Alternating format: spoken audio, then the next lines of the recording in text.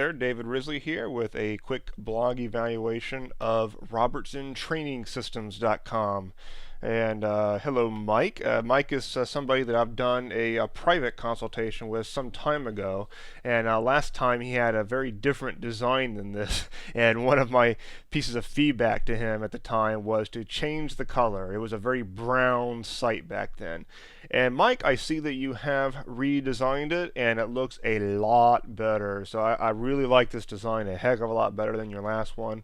I really like the call to action here right when you get here. You've got a really good compelling ad here basically for I guess something you're selling, and then you've got the list opt-in. The one thing on your list opt-in, I really like what you're giving away. I think that's pretty compelling.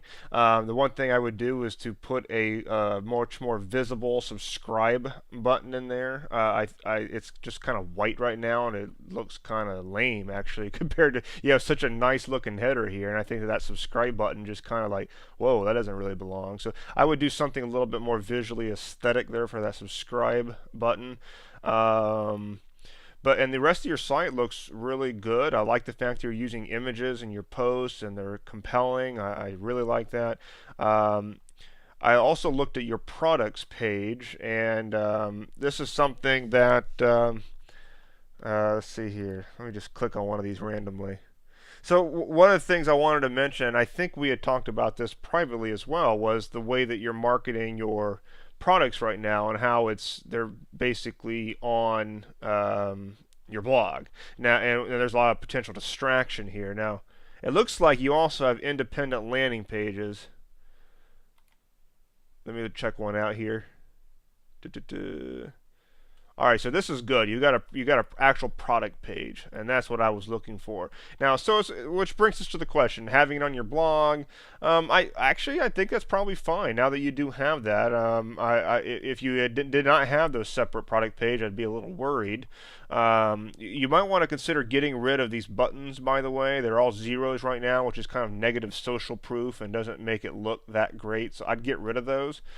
Let me just see. You got the articles. All right, I assume these are all somewhere on your blog.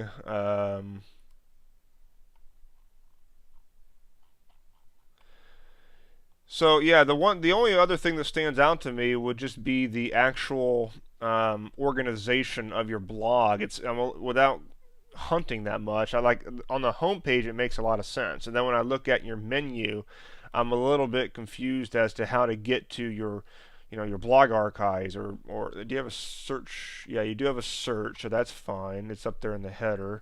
But it's like if I wanted to just surf around, but it really just comes down to testing, because if people are clicking on like these links here and they're clicking around into some of your articles, that's really what you want. If that's already occurring, then don't change anything. All right, good. So you got a lot of content here.